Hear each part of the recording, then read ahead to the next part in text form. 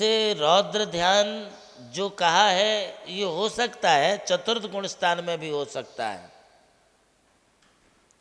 पांचवें गुण स्थान में भी हो सकता है, इसके उपरितन गुण स्थानों में नहीं होगा। हिंसा आदि के आवेश से या धनादि के संरक्षण के भाव के निमित्त से देश वृत्तियों के लिए भी कदाचित रौद्र ध्यान हो सकता है। भरत चक्रवर्ती सठखंड की दिग्विजय करने के पश्चात लौट के जब अयोध्या में प्रवेश किए तब उनका सुदर्शन चक्र अयोध्या के महाद्वार पर रुक गया। निमित्त ज्ञानी ज्योतिषियों से पूछे जाने पर उन्होंने कहा, चक्रेश्वर तुम सबको तो जीत करके आ गए हो, किंतु तुम्हारे जो अन्य बाहुबली समेत 99 भाई और हैं वे अभी तुम्हारे अंडर में, तुम्हारे बस में नहीं है। वे जब तक तुम्हारे बस में नहीं होंगे तब तक ये सुदर्शन चक्र अयोध्या के भीतर प्रवेश नहीं करेगा। तब भरतेश्वर ने सभी भाइयों के लिए पत्र लिख दिया,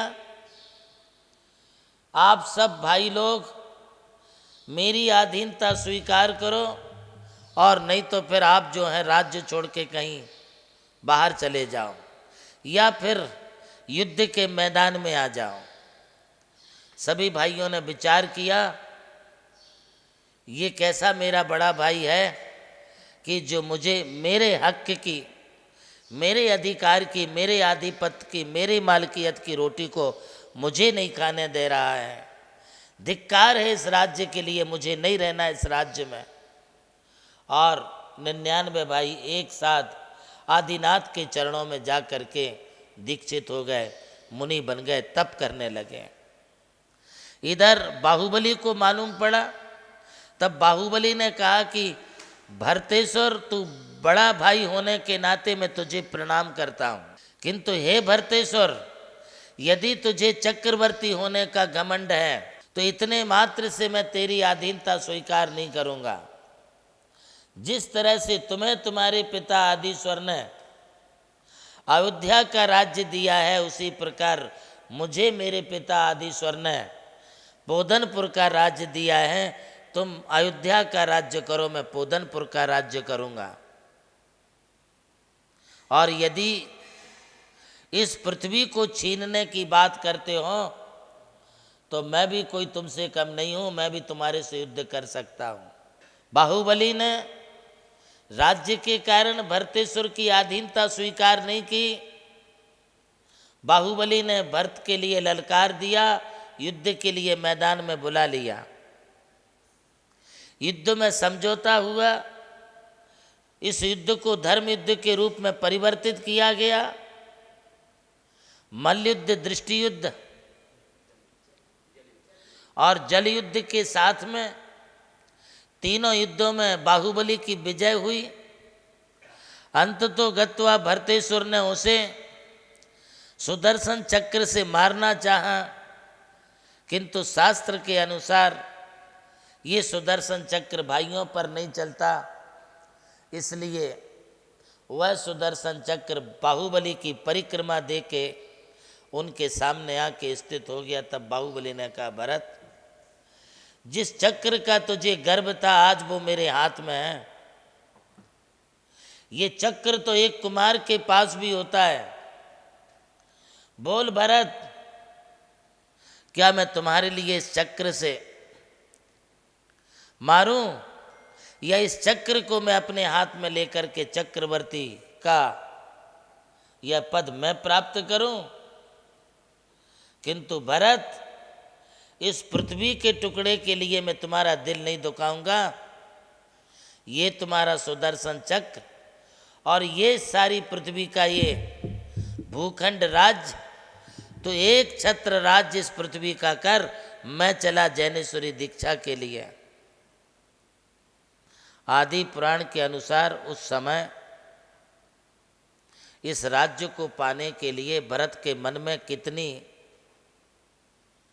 कितने संकल्प विकल्प हुए होंगे।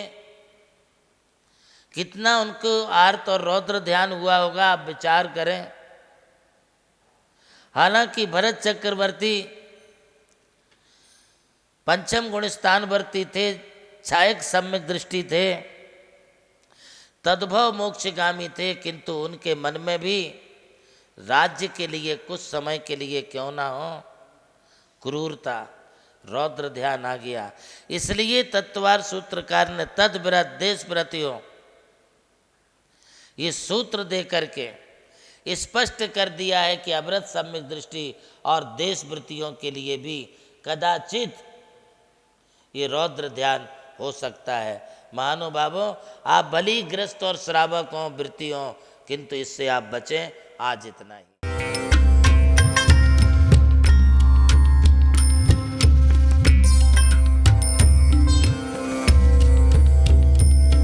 जैन धर्म केवल धर्म नहीं, जन जन का धम है। यही है इस धर्म की संस्कृति।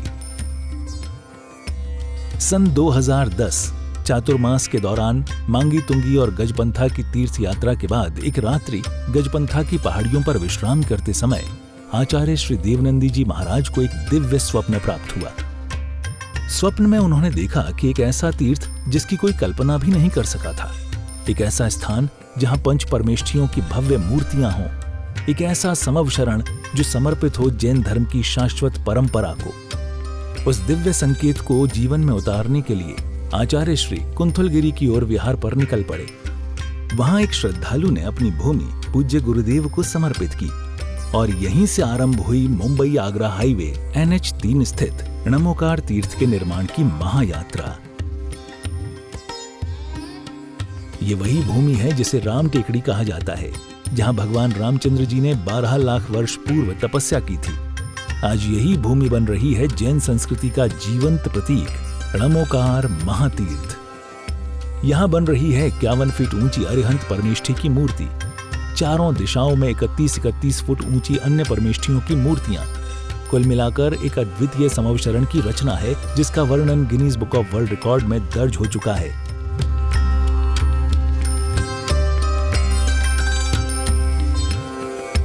इस भव्य मंदिर जी में स्थापित किए जा रहे हैं 24 तीर्थंकरों के 24 मंदिर, पंचमेरु, नंदीश्वर द्वीप, नवदेवता और 64 रिद्धि मंदिर, सप्तऋषि मंदिर और गोमटेश्वर बाहुबली, संवेद शिखर जी की झलक और क्षेत्रपाल मंदिर।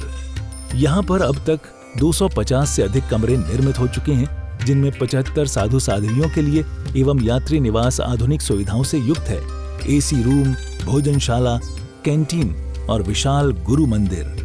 णमोकार तीर्थ का भूमि पूजन 8 फरवरी 2014 को संपन्न किया गया था और आज लगभग 10 लाख स्क्वायर फीट से अधिक निर्माण पूर्ण हो चुका है और अब यह दिव्य तीर्थ अपने चरम आयोजन की ओर अग्रसर है।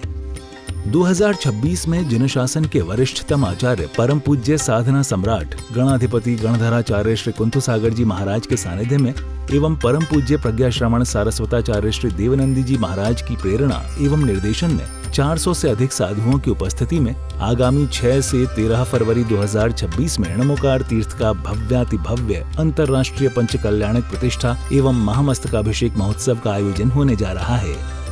खुल रहा है पुण्य का द्वार, जो करेगा भव पार।